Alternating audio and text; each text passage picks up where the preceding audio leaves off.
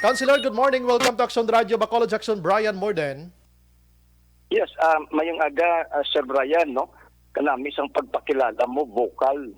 Yes. Hindi ya loud ha, kag emotional ha, kundi vocal and passionate. Passionate. Sa mga issues. Oo, hindi iya kay naga pinanumbag o kung nagaranda di kundi ang normal nga tingog magambal kita vocal inang palawakal sa husto nga pagwakal, councilor, ano? Da mo na abi. Yes, hindi ya loud kag emotional ha. Oo. Ang pag-describe sa ako ni Vice Elcid, loud and emotional. Mayo ang pag-describe na niya naton, vocal lang taya kag passionate kitaya sa issue. Oo. Pero Hindi ya emotional. remember, councilor, nga kung emotional ikaw, the way ka mag interpret sang imo sini ginahambal sa tunga, mas maayo si ina kay nga gina-express mong what you have kung anong ara sa imo, di ba, councilor? Hindi maglain Yes, kung yes, mag-emotional ikaw, oo. You speak from the heart. Yeah, That yeah. is correct. Correct na. Example talang gamay, laktan tali na yuhom-yuhom ini nga aga kayo nagbalik ng biyahe ta. Example nagapamuhin kabi. Nga daw tulutig, alangan makadlaw ka da kundi mauluugtom ka man gamay, councilor, di ba? Yes, yes. Correct, good. Correct, Pasensya sa nagapamahaw.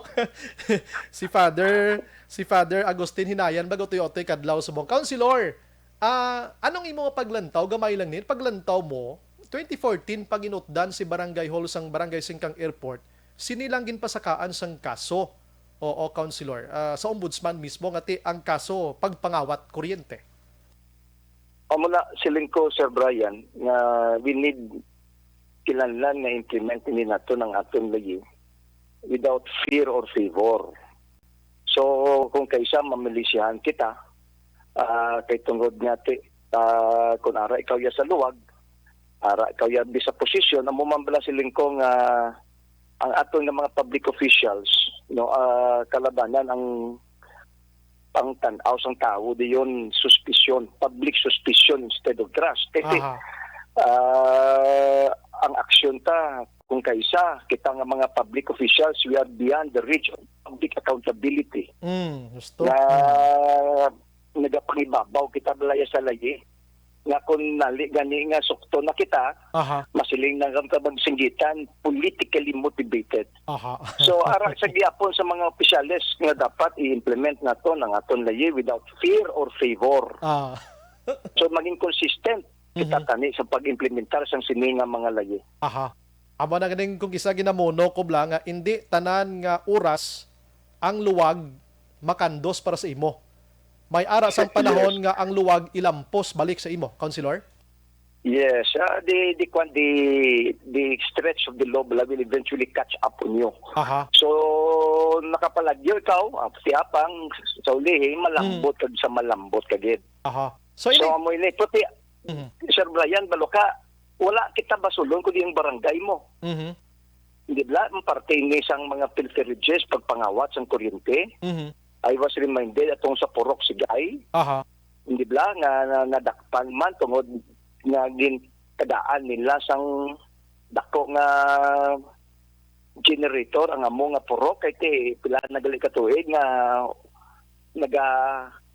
wala sila kuryente ang pamangkod din kamo nagakuha sang kuryente. Illegal tapping. So dito man naton na ibalaan puti ang barangay silang basulon kay ang barangay, Sir Brian, amoy na kuntani dapat ang magamonitor sa ila na sa isa sini nga mga illegal nga mga aktibidades. So sila gid una ang magapanabat sini ang barangay, the smallest political unit amo na silang kuntani dapat ang magamonitor, ang magabantay kag ang magapangusisa. Yes. So paglantaw mo ining pag-file sang Seneco subong sa Singkang Airport, isa ka maayo nga tikang or late nga tikang or subong na lang nagtikang because of politics? It's better to be late than never. Kaya balokas, better to be late than never. Balokas, Sir Brian. Ang galukdo sini kita tanan-tanan mo, amo tong hambal mo, nga systems lost. So, kita sini ang kawatay na da nga gatakatabo dira sa barangay. Kag mga illegal tapping nga da siling ko kita ang magalukdo dapat gid lang nga paimbestigaran kag kung sino na da siling ko ang dapat filean gid kay that is theft pagpangawat ina sang aton nga mga konsumidor. Aha. Councilor, nakamuno si Barangay Kapitan Distrito nga amotobla politically motivated ini may halo politika. Kay naging mention ko man nga anong connection ni Sineco sa politika. Kay independent ini sila kon may ara gin man guro, we don't know ano, pero Councilor, may ara sang puder ang local government unit nga mag intra sa Sineco, Councilor? Ha? Yes, at the very onset ang pagpangawat may ara gid eh. Namin ko sa mga pagbutang abi sa mga officers or ano nga sitwasyon, may ara man da sila. Ati sa election sa Sineco, ya given na nga naging intrahan na niya sa NGC. Okay. Of course, ang pamakal na da boto, ang pamakal boto da, mas lain pa, mas lala pa. Pero ang role banwa ari ha, Sir Brian, ang sangguniang panlungsod gani, may kwan man eh, may obligasyon man sa nang ginatawag nato ng pag-attach o kung pag-install bala sa mga kuryente.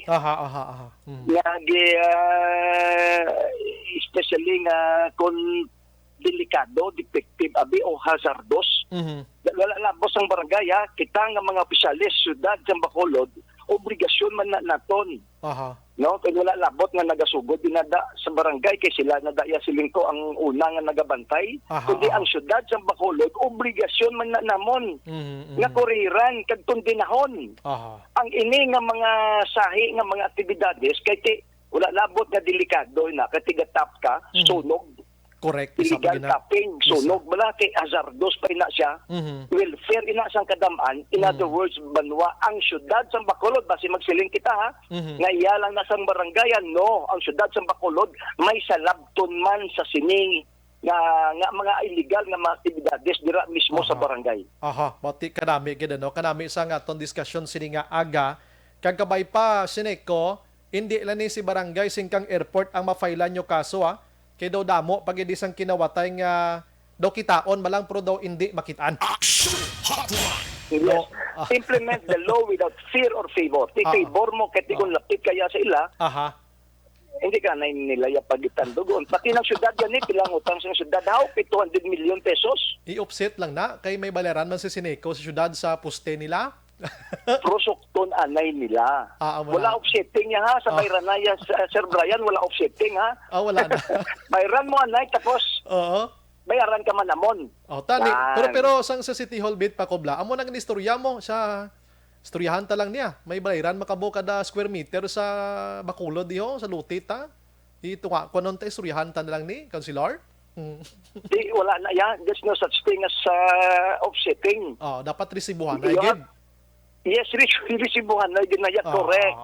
You charge us first and then we will pay you back na. Amo na ya. Pero hindi sila nga, kwintahan ta niya, offsetting kita ha, minus, may resibuhan na din na, that is correct. Pero sa lodo, ko subong sa Sineco ha, gobyerno mismo ginfaila nila kaso, Councilor. Ikaw sa lodo ka man? Yes, of course. Let's go on. May himpluhan tagid ni sila kay balo ka amo nang siling ko bala. Public suspicion instead of trust. Correct. Kung sa diin ko maghambal kita gani public official hindi bala may ara dayon deal. So kalaw ay sina sudalaon tanan na. Ibalik ko lang gamay na kamuno ka kay nato tuod no anom ka tuig nga wala gid bi mapasakaan kaso no do hindi ko ma-reconcile sa mind ko subong nakibot lang ta ngamo ni sitwasyon ta no perting point ni mo Councilor no. That is correct. So dapat mo na ko nga hindi maglakit ang pagmalisyan sang tawo. Dapat we have to implement the law without fear or favor. So consistent kita dapat sa sini nga bagay. Kagang nami ako tambal sa imo siya, o di ang muno ko to kay nakabati ka mangguro, paano makarelasyon si Sineco sa Bacolod officials or politika kay tigin butuhan manadaya ang mga board of directors hindi appointed abi unlike sa Basiwa Prime. Gali kay may binaklanay buto magali no purti gid galing politika no. Yes, that is correct. Considering ang Sineco now is mo. Billionaire. Income generating corporation or enterprise. So may mga may mga tao na sila nga dapat ibutang nila. Abi ko enterpacket, enterprise gali ra ya. Enterprise. No? Enterprise. Councilor, salamat sa mga serbisyo sininga aga. Good morning, Councilor. Mabuhay ka. Salamat man Sir Brian kasi tanan-tanan nga nagapamati mayong aga. Yes, Salamat. Sir. Yes, sir. Action Hotline.